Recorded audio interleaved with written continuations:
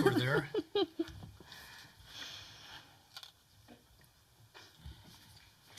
Okay, we'll call our meeting to order for the 6:30 Planning Commission meeting for Tuesday, March 12th, 2024. We'd like to welcome the public and also recognize that all of our commissioners are present tonight with the exception of Commissioner Spires, who is recuperating. And we'll now move to item B on our agenda, the public comment section. This is an opportunity for members of the public to present ideas and concerns unrelated to the items that will be addressed on our agenda tonight. So if we have anyone who would like to make comments at this time. Seeing none, we'll move to our next item on our agenda, presentation and reports. First of all, I'd like to welcome Mr. Cooper. He is our new Community Development Director, and so we're glad to have him as part of our team to help guide us and support us. Glad to be here. Thank you. And presentation and reports. Do you have anything? I overlooked that upstairs in the work session. Do you have anything to report as far as present activity? The only thing that I have, and Michelle might want to add to this, but just meeting with the 5600 project expansion team. There were some updates this week. I hope everyone has access to the information on the UDOT site. There's a link on our homepage as well at riverdalcity.com. There was an I-15 closure, but that is over now. The other impacts that will be happening this week are really along 5600 down to 3500 west. And so I don't think we're going to see any impacts to the Riverdale part of the project. But again, that link is available on our site. You can actually follow the project at 5600 south at utah.gov. So that'll actually ping them to then give you automatic updates to your phone. So those are the latest project updates that I have. Does that link tell us when they're going to take down Wendy's and any other businesses? Will it tell us that? Yes. Because a lot of people are asking when are they going to take all those other businesses out and what homes are they going to take out? Does that link tell us all that? They have weekly updates through that link, and so they'll give incremental project updates. I believe in the past they have indicated demolition activities. Additionally to that, you can go to the UDOT website and find a map of the actual road alignment, the new project alignment, and so you can see the parcels that are impacted and how what the phases of construction are. And it goes clear to Midland Drive, right? Mm-hmm. Okay. Big project. Big project, yeah. Okay, thank you. Next, we have our consent items. Consideration of meeting minutes from February 27th work session and the regular meeting session. Were there any corrections to those minutes? Then a motion would be in order, please. I'd like to make a motion to approve the meeting minutes from February 27th, 2024. I second. All in favor? Yes. That was all unanimous, and so that passed.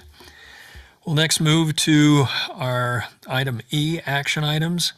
Consideration of site plan amendment request for Schneider's Golf Course, located 5460 South Weber Drive, Riverdale, Utah 84405, is requested by Riverside Golf Course and North Shore Excavation. Mr. Cooper.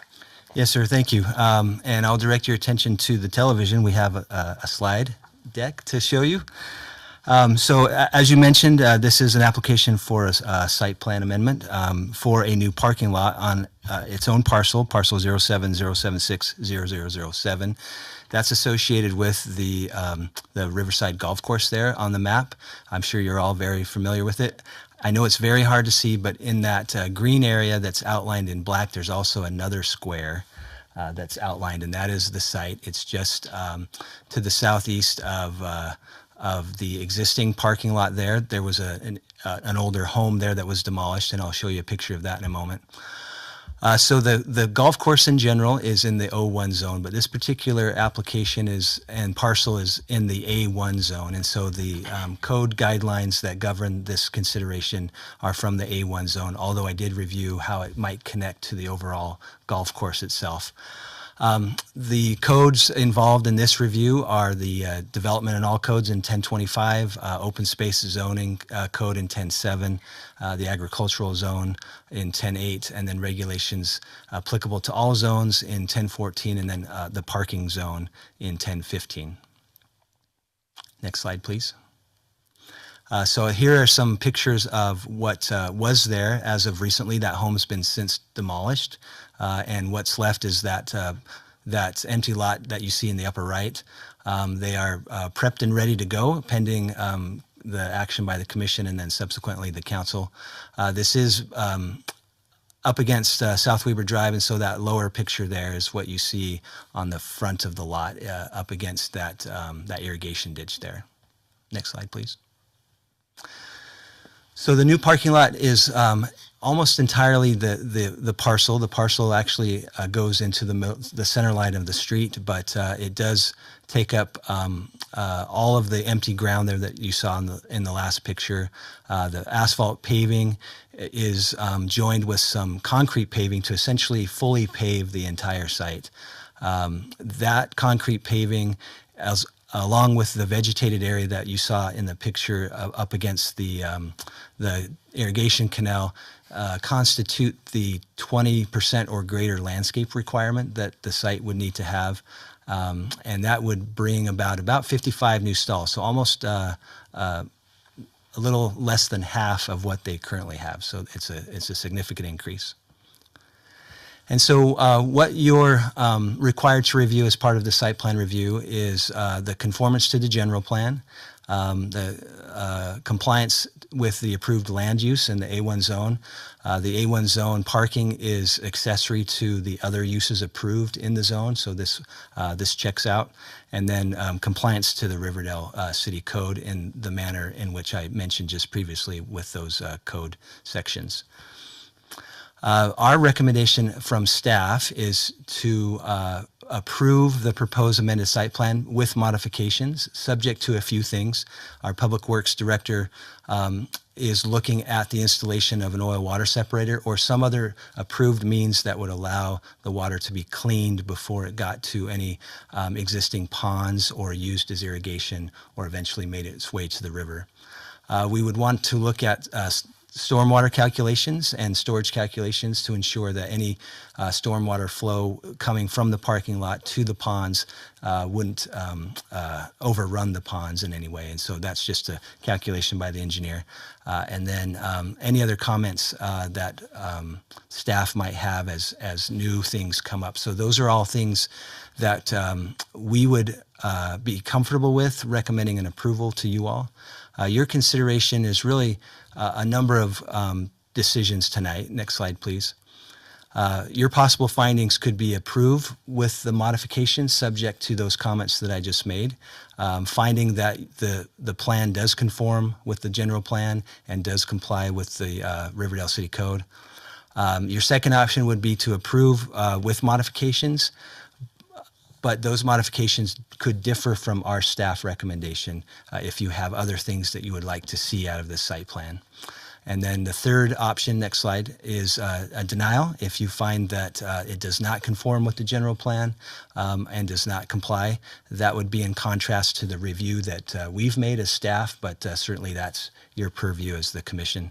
And then the fourth option would be to table if there are certain specific items that you would like to see brought back to you at a future date. And so that's my report. I'll give it back to the commission for consideration. Okay, thank you. We would like to invite those representatives for this action, North Shore, Mr. Schneider, whomever would like to step forward to the microphone, introduce yourself and your city of residence, please. Ernie Schneider, and I live at Ogden. Thank you. Welcome. Glad to have you here. I would like, just for the record, we love the golf course. We are excited to see this improvement. We recognize that there are certain differences that may exist, but we're hoping to be able to resolve those. And so, Thank you. commissioners, do we have any questions for Mr. Schneider? I have a couple. Those things that the engineers had put in their letter, have they all been resolved? Such as, Sure. Which ones are you talking about? okay, there's on the bottom of it, it has the In the city yellow? engineers have said these things should be fixed, such as the sewer line needs to be moved and connected to the main line. And they also said the utilities need to be notified and corrected. Utilities are all in place, and the sewer line, we did nothing with the sewer line. Because it says here, the sewer line is in the middle of the parking lot. That sewer system should be determined at the sewer main. So what it means to me, it needs to be directed to the sewer main and taken out of the parking lot. We disconnected it at the property and capped it, hoping that we could keep that connection for future use, depending on what ends up happening at some point with this. That's why we'd like to keep it its own parcel.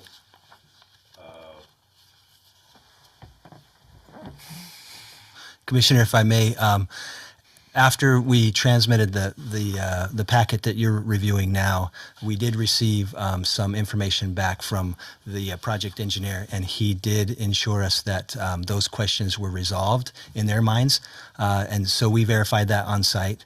And so the outstanding questions are the ones that we've provided in our staff comments, that being the oil water separator and the flow calculations. Because we didn't know if this had been addressed and had been resolved. That's what my question is. Have these all been addressed to Snyder's and been resolved? Yes, so our reviewing engineer provided those comments to Cody here. He's the project engineer, and he provided those responses back to me today. It was just after we had made public the packet that you have, and so I appreciate you bringing those up now. So they have been resolved? Yes, ma'am. Okay, that was my question, okay? Thank you. Mr. Schneider, if I may, just on record, I wanted to thank you for the golf course that's in Riverdale. It is, I know it's used and loved by many and is a great asset to the city, so we appreciate that. Thank you. And we know that there are a few things that need to be fixed and understand how frustrating that is, but I just wanted to Thank express you. We hope our we've been an gratitude. asset to the city. that you have, for sure. Clearly you have. Yes, for Definitely. sure. So it sounds like we talked a little bit about the oil water separator in the work session, and understand your concerns with pricing and such there, but nonetheless, it's something that is required by code. And then it looks like there's a need for a land disturbance permit erosion control plan. That's still something that's outstanding, That's right. Cooper? Okay. But most of those items would be, if we make recommendations for approval based on compliance with the items noted by city staff, Right. those would be the responsibility of staff to follow up and complete those. So we'll take care of whatever you agree on, and thank you for your consideration. And we're going to have a pretty golf course this summer for you to play. I have one question, and I hate asking it, having where we've been down the road on this. With existing properties, we've got the airport overlay. Does that apply here? Because it's already established and it's not building a new building per se. But in my mind, that doesn't apply here. But I know that he's in that airport overlay zone. Is that for the ACUs? Yeah. I'm not part of that. But it would be, since there's no elevation. That's right. Right. It should not have There any. isn't, but it still becomes a cursory issue that they have to get the permit to do that. I don't, I don't know why they would have I to will get a double check on the actual need to obtain a I permit. don't think we I don't have know to if we because do. of it being existing property. If it was a new, And it's not property. vertical construction. right. There's no vertical construction. I just wanted to make sure that we were, Oh, that's a good point. because it's another one of those new things that we have to jump through the hoop on. Well, I think Ernie knows that if there's any construction that's going to ever be built, that he would get that permit, and that'd be discussed before you ever start that process. I learned a lot. I bet. That's what you have. The problem, this is totally aside from what you're doing here, but virtually 3/4 of Riverdale resides in one of two airport overlay zones. And so now anything coming in has to go through an approval process. But as I understand it, that's new construction. And I'm not sure whether that would apply in this case because you're already existing and hopefully I will verify that. I'll respond back to you based on your Okay. question, but we'll get that information to them this week. Yeah, we'll do whatever you say. We're not going away, so I have a question. How about handicap, ADA accessibilities? Are you required to have so many ADA spots for so many parking strips for the handicapped people? You know what I'm saying? For like don't know. We'll check that out. I don't know. I know Max Tagasala has been using his cart. You know, he got injured in the ski accident. Max Tagasala? He's playing a lot of golf. Yeah, I didn't know if he's required when you know, if there has to be a if dedicated. there has to be, for so many parking stalls. The I was distance, talking to Michelle about yeah, the that. distance here. That's already been resolved? We're already accommodated for that. They're already up Okay. closest to the front of the building where they're required to be. And they'll be noted and they'll be marked? Already are. They're already there? Good. All Yeah, existing, because- all the way within the existing parking Perfect. lot. That's an Perfect. existing- Right now, it's not this the new one. spot would not be a good place for Right, 'cause you're handicap parking. Dakota needs Yeah, to- far away. because it's far away. Right, okay, okay, that sounds great. I know we love Riverside. It's been part of my life for forever, and Has and to. Brett's and Jake, and you know, my family grew up with the Schneiders, so I know I've never heard any negative things about Riverside. It's always been positive. I imagine. And you know, Ernie's been the spearhead of it all, and he's always made sure compliance has always been in conformity, and I've never worried about Ernie that way. Thank you. You know, and so one of we'll those- it's one of those things that we just need to make sure that we're in compliance with current. And we'll do Current it, code. whatever you decide. Any further discussion, commissioners? If not, a motion would be in order. Thank you. I make a motion. I'd like to make a motion for consideration of the site plan amendment request for Snyder Riverside Golf Course located at 5460 South Weber Drive, Riverdale, Utah 84405, is requested by Riverside Golf Course and North Shore Excavation, with the addition of the city staff concerns being addressed and resolved. At that point, I think we're in conformance at that point once some issues are resolved. Do you have any findings of fact that you want to include with that motion? No. I would just like to add that we've reviewed the general plan and the corresponding city codes. And what Mr. Schneider is proposing is in accordance with all of those. So we have this friendly amendment. Do you accept that friendly amendment? I do. Okay. I would also like to mention that that should be a recommendation to forward to positive. What am I trying to say? To the city council. Yes, to the city council with a favorable positive recommendation. So we have those friendly amendments. Are those acceptable? Yes. Do we have a I second? would like to second. Michelle, would you poll the commissioners, please? Commissioner Noland? Yes. Commissioner Polson? Yes. Commissioner Nye? Yes. Commissioner Herman? Yes, Commissioner Anderson, Yes? Commissioner Eskelson. Yes. Okay, that passes. Thank you, gentlemen. We appreciate your time and Thank you for being here. Thank you. Appreciate it. Thanks much. Good luck with everything. I'll talk to you this week about getting on council Okay. and how that works.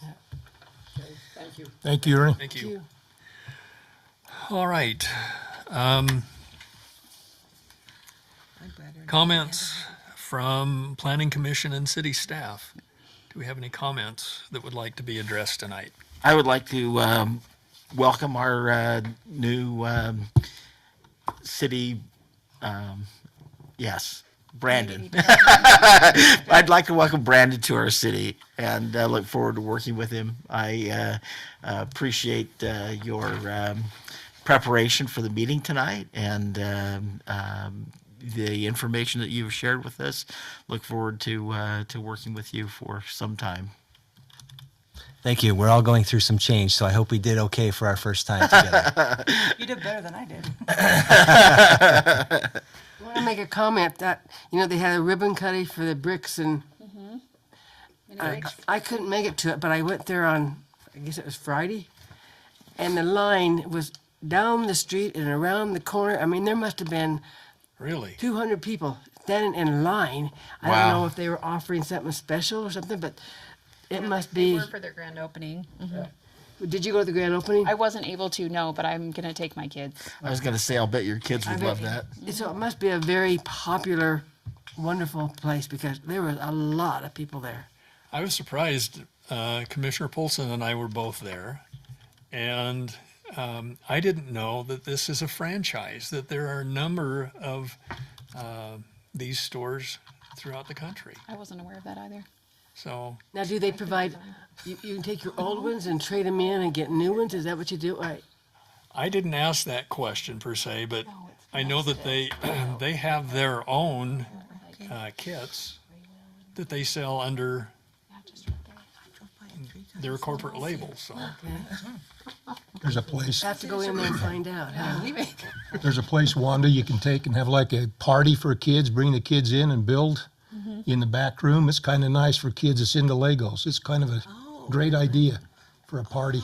That's awesome. Now that sounds better than bricks. I was surprised because the parking lot Lego isn't bricks. isn't that big. They have to go over there to where Shopco used to be and park there because there's It no was parking packed. lot. Yeah. Hopefully, Shopco, whoever's taking that place over, that's the furniture. place, Ashley Furniture? They actually don't mind them parking in their parking lot. I don't think they'd no, care. that's quite There's a lot of parking. that's kind of a community parking lot, so everybody uses that. I do have one item, and I don't know whether this is an appropriate time to bring this up or not. I was hoping to do this in our work session, but after our last meeting where we had those conditional use permits, the following day I was at the gym and just kind of mulling over everything that we went through. And it occurred to me that I think we can better prepare for questions that will elicit answers more broadly than yes, no type of questions. And so what I'd like to propose, and for consideration with us, let me explain. I'm going to backtrack a bit here. In my prior occupation, our leadership team, I gave them the assignment that I want you to come up with questions that we can use when we interview applicants for employment.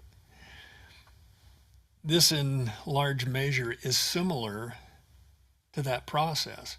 We're interviewing candidates who we want to be part of our city. And so it was our goal to ask open-ended questions instead of yes-no questions.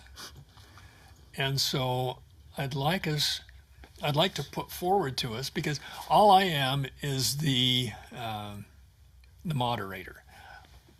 I may have the chairman position, but we're all together. And so I'd like to put this for our consideration as to whether we feel like having open-ended questions and maybe having a list that we could refer to that would address certain types of situations, that we could ask questions that would get us 3 answers from one question instead of having to answer multiple questions. So I've got some samples here that I'd just like to share with you and let you take a look at and see if you feel that that has merit. We can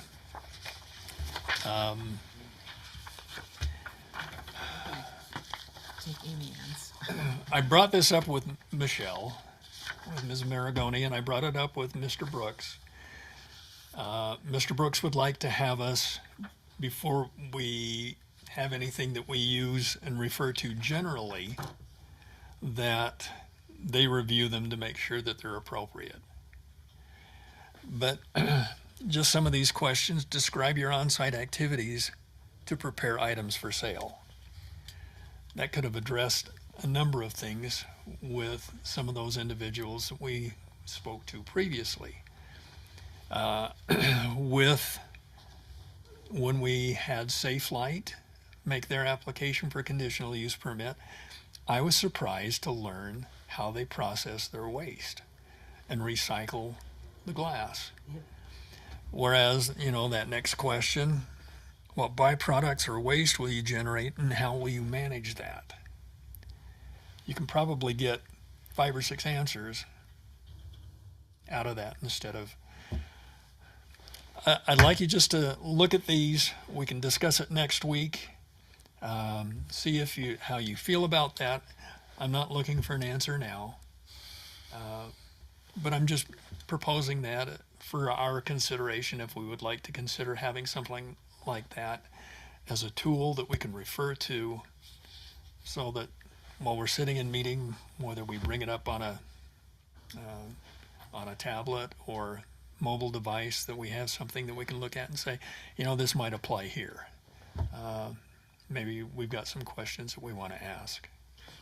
Okay, now that we've gone through this with Snyder, what could we have done better? Because I felt like he came in all forces to tell us that we were wrong, and we came back firing back at him. No, we're not.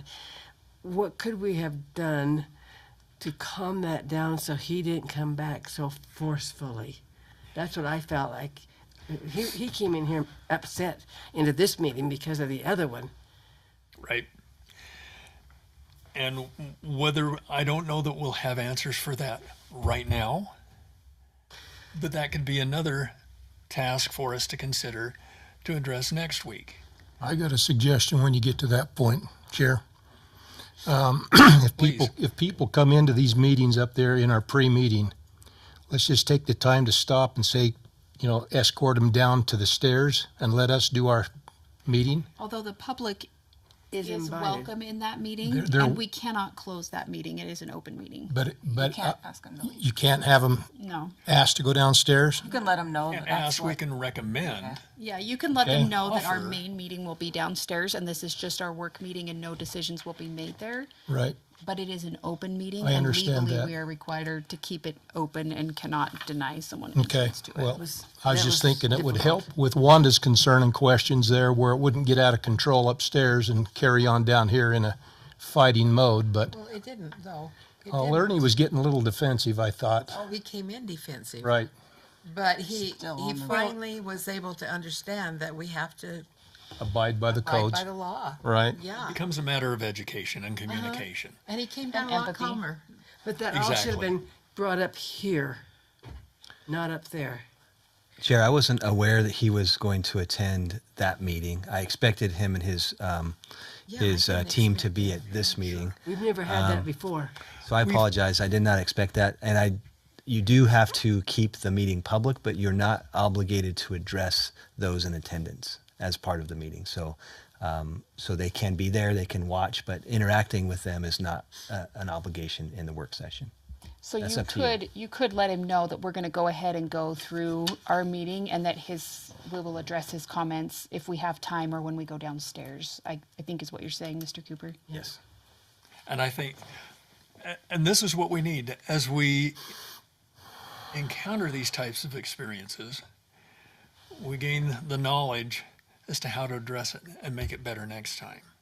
So what did we learn from this one today? And how can we make it better next time? Can I just say, though, that because we did address these concerns upstairs, when he came downstairs, he knew what to expect. So we would have had to address the concerns one place or the other. And so it did make it so that we were able to address them in that setting rather than this setting, which it does. We would have had to have addressed them one way or the other. But upstairs, they don't televise us. We're down here, they do. So if you have a public wanting to hear our concerns and his concern, it's down here, Correct. not up there. Yes, correct. So all the things that we said up there that he has to do this because of the law and everything else should have been addressed down here. Because now the public don't know that. They didn't hear what we said. Unless Ms. Maragoni, Puts it out there for him, but that's right? it's just a concern. I think our minutes for the work session are made public, aren't they, Michelle? They are. Okay. And they're recorded also. So they do have access to those And they and can would, listen. if they were interested. But most of them Good luck. watch the television. Most of them do not read. Which is probably about 3 people. If we're going to be honest. But they could, yes. They It could. is public record. So although it's not being actively watched, maybe now it is in the archives of history, so to speak. And so really, Chair, it's up to you as to how you want to manage your work session. It's only a 30-minute meeting. It's meant to get the commission comfortable with the agenda items and to make sure that process-wise you're all on the same page. But if you elect to deal with a petitioner or an applicant in that meeting to help this meeting operate better, that I think is your purview. And I think that, I'm still learning. And so next time I think that that's how we might address that, is just say, you're welcome to attend this meeting, however. And observe. However, we won't be able to address any of your questions or concerns until we're in our planning commission meeting at 6:30. That's And a I good think way. that would probably suffice. Calm down in here. Okay. I think that's what happened. Do we know that there's a barbecue place that's supposed to have gone in by? IDK? Yes. They had a truck parked behind Where that spot a little bit ago. are we at on that? I think there's still a whip work in progress. We haven't had any updates on them. I was so afraid you were going to ask that question because as I looked at previous commission meetings, that was notated by Mike, and I failed to get an update, so I apologize. Do you know? There is no I haven't update. heard anything I from haven't them. heard anything. I know Which is really interesting because are they already paying for the property? I don't know. But I think they closed Is that that, one. I don't know, barbecue, is that what you're talking Yeah. about? Yeah. I think they closed that one though. I think that this one was supposed to replace that one out there. I'm not sure. I'll make sure I have that ready for you next Thank you. meeting. When you get it. Yeah. Somebody Okay. tell me. I do really like this. I do too. I think these are great questions to ask that will maybe even provide us more information than other questions that we might potentially ask. So You're welcome to keep those. We can refer to them, but I'd like you to consider creating questions in addition to this so that we have a battery of questions that would apply, whether it's a conditional use permit or there was only one question on here that I questioned and wondered about. What number 8? What demographic will your business apartments attract or cater to? Demographic can be a multi-pronged word. So whether we make a different word choice, because I'm not looking for anything that would be prohibited by law. as far as race, religion, anything of that nature. that might That's be not the what answer we're you looking get. for. But I'm looking for income demographic. Are you going to be having middle income or because we need I we think need that's to a address. dangerous question. I Yeah, know. And when I wrote that, I thought this one. But is it But- going to attract undesirable people? Is this going to be, But I think this I one don't think we can get to opens up that. a can What of I'm- worms that will I not do too. necessarily give us any answers pertaining to our job on the planning commission. And Right. Our job on don't the wanna planning put commission has ourselves to in do with any kind of land position use. For What the I'm- city to be sued. What I'm looking for, though, is low-income housing. Because we need low-income Well, housing. then that's probably what you need to say. Do you think this will have the capacity to attract people in a lower income Or whether area the so that we question could have our children be able to buy more here? broad to say, well,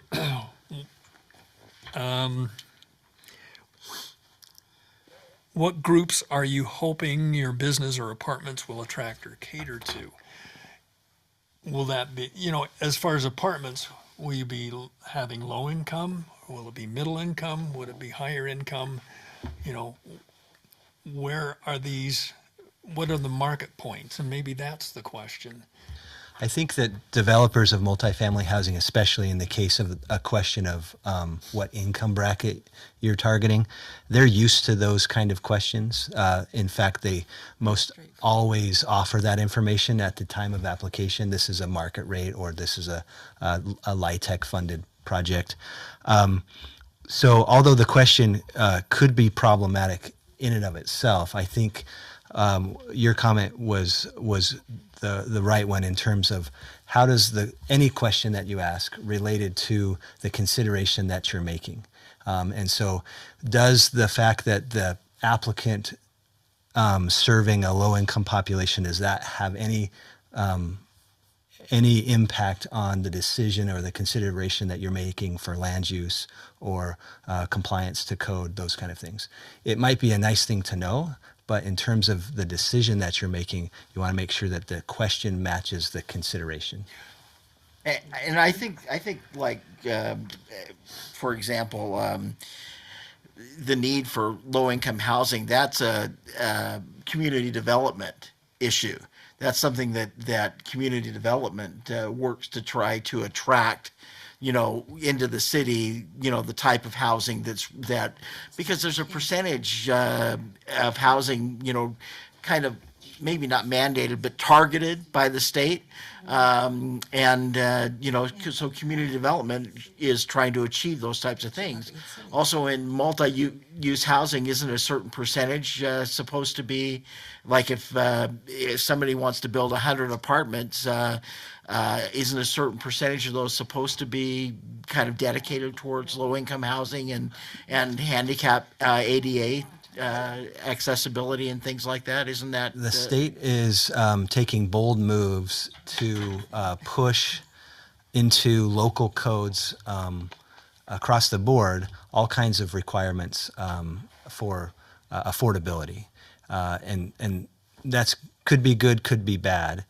So in the case of affordability related to multifamily housing, since we're on this topic of a kind of question that you can ask, if in the general plan and the land use plan there were indications that those were requirements, it's not uncommon in the United States. It's more uncommon in Utah, but it's not uncommon to have certain areas of the city to be deed restricted for certain types of things.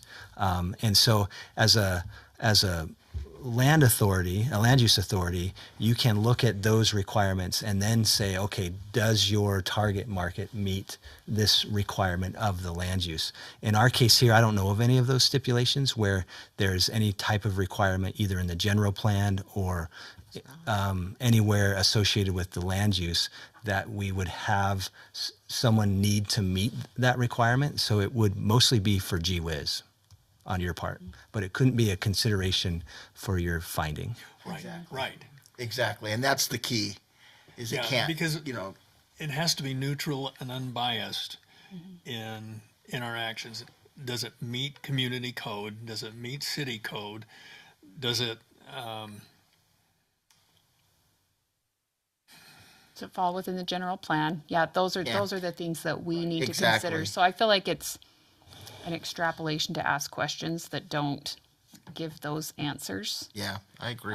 Because then it can be easy for that to affect our answer and kind of muddle our decision making and the perception of those who might be in Yeah, attendance or watching. and that's why I want to have this discussion with us. You mentioned the term affordability, and maybe if that was differentiated here, as far as affordability, how will this address, low income housing, moderate, et cetera? But again, we can't make our decision based on that. Right, we can't. So asking it's the just- question it- is kind of moot because it doesn't, we can't use it as a determining factor as to whether or not we. I guess I'm getting hung up on that because Yeah. I would like to know if we are getting it because I'm attracted to it. I would like Sure. to see it come in Sure. so that we become a broad-based community. So I think that step happens elsewhere though. If that's something that you'd like to see, then that needs to be put into some That's right. kind of plan, right? You're right. So what you're saying is there's a difference between land use regulation and land use decision. So in meetings like this, you're by and large making land use decisions, responding to applications, reviewing those applications based on the pre-existing land use regulations that you otherwise approved prior to. So if there are land use regulations that you want to implement, such as an affordability marker or threshold that is associated with a certain zone or a certain area or a certain tract of land, then you can make that decision as a body in the land use regulation Okay. format. When the applicant or the petitioner comes to you to get a land use decision based on their application, that's when those questions should only really coincide with the existing rules. Yeah. So those types of things should be addressed in the general plan and in zoning. That's right. And So if, scratch 8. Well, and can I say, I like the idea of the questions, and I really like the idea of open-ended questions. As I read through these, most of these questions, though, are usually answered in the staff answers to the, Those kinds of things. I believe anyway, that most of them are already answered in the staff answers to the application process, in the application process. And so if we need clarification, I think that asking open-ended questions is definitely a way to go. And I think we need to do a better job of doing that because we do ask a lot of yes/no questions. But My goal is just to have us move to the next yeah, level. yeah, 3,500 and square feet. I can see that as a good thing. these are great example questions, and I think that as we get to know each other better, you as individuals and as a body, and then me as a staff member, I'll start to anticipate some of the things that are important to you and some of the questions that you might have, and I'll do my very best to get those included up front. But having a list of questions that are applicable to certain types of applications, as we talked, I think it's a great idea to start getting people thinking about what should be considered. Look at number 7 and tell me, how do we as a planning commission ask those questions?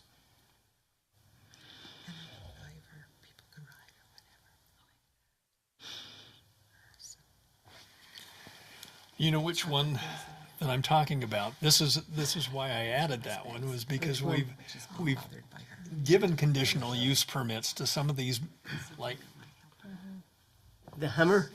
So Yeah. that's where my question comes in here, not to beat off, but I think I'm tying into what Wanda's concern is here. We've got the Hummer place, we've got the people down there next to the Hummer that's opened up, the man that was here last week, or last time. And now we got Ernie here that's grading and going above and beyond, whereas conditional use permit actually should be letting him go. I think what we need to understand when these applicants come in, my 2-cent opinion here is, do they really know the limit of what they can do on a conditional use permit? How far can they go before they get a full business license? Even it seems like if it gets approved for the city council approves it. Next thing you got the code ordinance officer down there because somebody didn't understand something at the very beginning. Or some people And plan ahead not I to. think that's why I brought up a couple weeks ago, making sure that we have findings of fact and stipulations, because if you look at the code for conditional use permits, since we're talking about that, we can make modifications or requirement. The right word's escaping me right now, but we can stipulate that certain conditions be addressed, because these are items that we can foresee as a possible problem. And so we're trying to mitigate those so that they don't affect employees, community, or the public Welfare. at large. Well, see, my concern being on this last 2 or 3 times we gave the conditional use permit, how far did Ernie go? And he didn't know, obviously, about this. How far can he go on grading his Ernie didn't have a This- conditional use This was permit. an amendment to the site plan. Okay, so he didn't have that. That's fair, okay. Right. The other gentleman, how about at the Hummer place?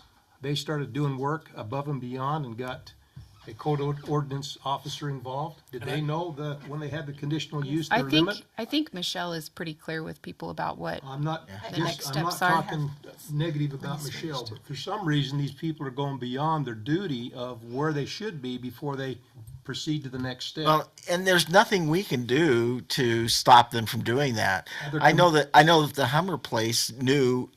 We talked about it in our meeting. They knew that the only things that's allowed to be parked outside is basically finished products, and that things they were working on wasn't supposed to be parked outside. That was talked about in our meeting. So is it clear when we give the permits that they know their limits of how far they can go before they have to stop? I'm pretty That's sure our it is. responsibility to include that. Yes, and I think we need to be a lot clearer when a conditional use permit is given that the business license can be revoked if they do not live up to the conditions. Exactly. And I think that needs to be made very clear, especially to some people like maybe somebody we had in here last week. And that's why we need to make sure that we are expressing findings of fact and making sure that we're including stipulations or, those requirements, that we have those well communicated. Because if anything like this is ever pushed to to legal action where they're contesting that, a judge has something that can say, okay, this is what the planning commission looked at. These were the findings of fact that supported their decision and what they required and stipulated. From what I've read, and this is just a stab in the dark, 80-90% of those are tossed out because everything's identified along the way. Whereas if we just Let it do slide. if we just go for an approval and then second, and that's it. So that's why I'm going to be kind of pushing. Would you like to add any findings of fact? Do you have any stipulations to your? Can we go back to last week when we approved that car dealership? You know where he said he was not selling at that lot, but yet there's an advertisement we can find. After I left here, I thought, I think we should have denied that, or we should have tabled that one until he got that off his website. Because you can't tell me that he's not selling off of that lot if he's got it advertised. We're not an enforcement body. No. But We, could have it's not stopped our it. it's not our job to enforce code. Our job is to look at the code and see if the land use part of it, just the land use, what are they going to be using the property for? Does that fit our zoning and our code and our general plan? If it does, then then all we can do is say yes. And because our responsibility is limited to land use. It's code But enforcement. his land use was to park cars there, not to sell them. And from the answers that we got from him and the information that we got, that's what he understood. And when he left here, he understood that that's what he was allowed to do. And so Then from it's up to us, then code it goes goes from there. May I have some thoughts? Yes, sir. Please guide us. Your discontent is not unfounded, and it's universal. Conditional uses are very problematic for everybody, everywhere. They are the exception to the rule in the zone, and so as a conditional use is listed in that zone, then they need to be considered with the conditions that you place on there. An option, and I don't know, Michelle, you might need to correct me, but an option could be to help that continuity from the finding of fact that led you to make the decision of the conditions, then flows into the business license and then flows into the enforcement. That's really the breakdown, is once you make a decision on the conditions that were important to you, then those need to flow through all the way down to enforcement. Hypothetically, the property owner would be compliant and would be good about it. But then in the event of the enforcement, then that enforcement officer needs to understand what those conditions were in order to enforce. And so what that could look like is once that decision is made, then a conditional use certificate or permit or something with those specific conditions could be presented at the time of a business license as a separate document. That's excellent. The commission meeting itself is public record, so that's always going to be evidence of what those conditions were. But if there's a transmitted piece of paper that's associated with a business license, then that's another, layer on top of that. And then that can be either filed with the code enforcement officer, recorded on the property in our GIS mapping system. There's all kinds of mechanisms that we can do that allow those conditions to be discoverable by someone else 3, 4, 5, 6, 7 years down the road when there's an enforcement issue. Okay. And it's admissible in court. So the city is protected. Right. And we are too, Yes.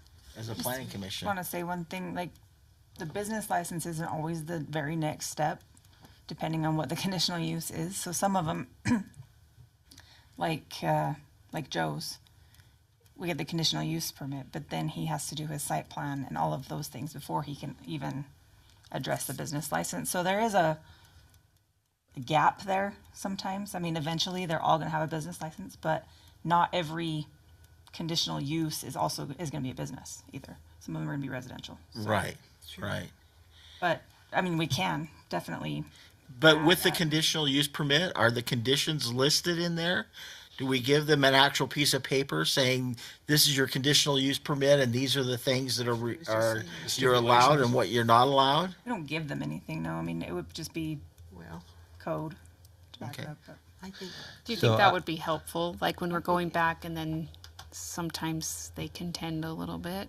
yeah, Just in your experience, because you've dealt with this a lot, do you think it would be helpful to have something on record that they take with them and that you also have to refer back to? I think it might be good to have a document that they would actually sign that we have on file and they date. get a copy. which makes it Yeah, legal. Well, I think it's both, everybody's on the same page that way. There's no guessing how far I can go or can't go. I think that way, it's pretty black and white, isn't it? At that It should early be. It stages? should be.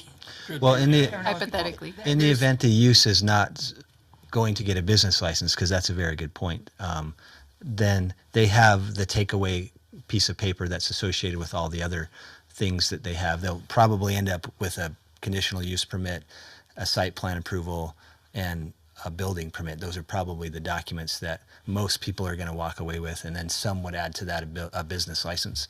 So having that in a document form, and then something that we can create a GIS database out of that is discoverable, like I said, I think all of that is just good practice. And I'm assuming we're doing most of it, other than maybe just a paper version of of the conditional use permit. Yeah, and a lot of times it just kind of falls on, we don't give a lot of documents to people when they get approved for something, other than a building permit, condition of, or a certificate of occupancy and a business license. Everything else is just kind of, yeah, you're approved, move on to the next step. So we could definitely add different steps along the way. And maybe that would provide like that, too. clarification along the way. And So a lot Is of that times it something falls that on. you could bring up with the city council as a recommendation from the planning commission? Yeah, absolutely. I'll talk to Mr. Brooks about it, and we'll see how we can move forward. And just get his recommendation and his. That's another thing you can't help Yeah. because I explain those discussion. things to people when they apply for their business license, but, ask the same questions Yep. here? Okay. yep, so, I mean, still people are people and they're gonna remember what they're gonna remember and they're gonna forget what they're gonna forget, so. That's how it was at work. They're gonna hear what they wanna hear and forget the rest. Right, and I do want to say, just these last few that we've kind of had several different things kind of all pop up at the same time that have been issues where they started before they ever talked to us about anything, and so we're trying to just get them compliant at this point. And so sometimes it's counterproductive to deny something if we're just trying to get them legal, because yeah, they already started it, but just that we're gonna make them move out, you know, so getting them compliant sometimes I think is more important. I'd been doing some research to see, and there are some cities that have conditional use permits, checklists. But I think co-chair Amy, co-chair Spires brought up a good point when she said a conditional permit allows this and does this and does this, but it does not do this or this or this. And whether that's something that somebody can walk away with and say, okay, whether we want to consider something like that, because it's all part of the communication process and it eliminates the gaps that come up that become the issues for whether it's code enforcement or further frustration with the process. Whether that would be a benefit. That poor gentleman that was here that's going to be in support with the Hummer business had no clue what he was doing. And I find that a lot of times, a lot of the businesses are in that position. They don't know the process. And so we've got to educate them properly to help them speed through this, get their businesses up and running, and make it as seamless as possible and as painless as possible. I think Mr. Cooper wanted to add some flow charts on our website, right? Yeah, so I'm looking at the development of just a process flow chart that could be Perfect. put on the website. Most of the people that are coming to this room in any capacity are going to be accompanied by some kind of professional. Like a contractor. Like a contractor, an architect, engineer. Even tonight, Ernie represented himself as the property owner, but behind him was his contractor and engineer.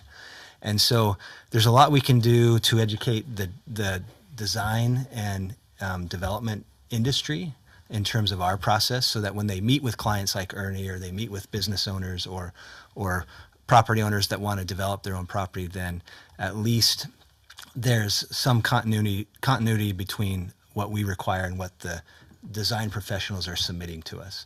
Very seldom do you get owners, doing their own work, especially in the commercial world. Residential world, it's a little bit different, but in the commercial world, they're required to have a stamped set of drawings by an architect and an engineer. And so that process can be, I think, defined pretty adequately to them, and then they can help their client work through that. So there's lots of tools we can employ to help our customers. Anything that will help would be great. Yeah. Because sometimes I don't think we understand exactly what they can do and what they cannot do. Well, and part of the frustration really is that once they leave here, and they just go about doing whatever they want to do. Well, what they've Regardless. been doing sometimes. Yes. That's one thing to ignore, knowing better. Yeah. But it's another thing if you're ignorant and really don't know how far I can go without being in violation. And I think there's a fine line there that, you know, people need to understand up front, and then there's no issues going forward. And it's a betterment, I think it's a better position for the city to be in, to not have issues hitting them every step of the way if we fix them up front. And I think maybe that's agree. where, There's good. and I think that's where a lot of the emphasis needs to be, is up front. So they said, okay, all right, well, good. Glad you told me I can't do this, because that's what I was gonna do next. Okay? I think we're a little bit short sometimes on giving these new licenses how much they should be doing up front and can do. And then they'll plan accordingly their process to make it to the next level, I think. Well, this flow chart would be That'd be a giving good the thing. next step. Yep. Okay, we're here, next step. Right. I think that'll be real helpful. Yep. I have another request. When we pass something off onto the city council, a lot of us, unless I watch city council on the screen, I don't know what happened to that. I don't know if something we should have caught when we didn't catch, or something we should have done or shouldn't have done. And I think it would help us as a planning commission to understand, for you to be able to come back and say, this project they approved, but they have to do this, this, and this before they can do it. We spoke about that when we met, so I know it's on the chair's mind as well. And that's something that I could do during the presentation and report part of the agenda. As things flow through the system, then there's always going to be a planning commission after a city council, and there's always going to be a city council after a planning commission. So I think that feedback loop is easy to do, and I'll just make it a priority. Okay, appreciate that. Thank you. We're all learning, and so if you can help us, we appreciate Now's the time to implement all the things that you wanted to before. One of my goals is that, okay, first of all, let me say that I'm going to be out of town Friday through the 26th, and then I'll be back for a week, and then I'm taking off on the 2nd of April, and then we'll be back the 12th. Can I go with you? Oh, Amy should be back Okay. to chair. I'll be back just in time for next planning commission meeting. But then I won't for the one after that, and Amy should be recuperated. Hi, Amy, if you're watching. But one of my goals is to attend city council and ask them the questions. What are we doing that you want us to keep doing? What do you want us to stop doing? What do you want us to start doing? I want to find out from them, you know, and I don't want, you know, oh, you're doing well, or be honest with us. Tell us what we can do better. Well, they usually complain about us. Okay, so if you're going to complain about us, complain to me, and then we'll discuss it Give as us to the what we give can us the do and findings, what we can do better. okay. Some cities actually have that on their council agenda. It's a planning commission report, so they have somebody from the planning commission go and do a report. Okay. So you could possibly talk to the mayor about adding that. So, yeah, whatever that takes, I'm going to start attending some of those meetings. But, and in addition to that, I want to visit South Ogden, Roy, some of these others, and find out what they're doing, how their meetings roll, you know, what's working for them, and just see what we can bring back to help us be as efficient and as professional as we can be. So hopefully over the next few weeks until I get back anyway, we'll have some more items that we can discuss and hopefully move forward. So Appreciate your efforts. Thank you very much. I know we've kind of gone long here, but It's not 11:30 yet. well, if you want, I'll send out for pizza. I'd like to make a motion to adjourn the meeting. I'll second it. All in favor? Yes. Yes. Motion passes. Thank you. That one always passes you. Okay. Look, we got you out here 4 hours early. I tried my best. I hate these chairs. They are so big. I know. Well, you only have to sit. Well, we only have so much room, too. And you get dumped out backwards sometimes. Did I? Talked about replacing these and getting something smaller. Oh, isn't that wonderful? I know that you put those in because they thought they're very comfortable and wonderful, but you know what? They're way oversized. All these things flip back. I had a teller once. She pushed off the counter, and you know how we've got those cameras behind you. She pushed off the counter, and on the film, the next thing all you saw were feet.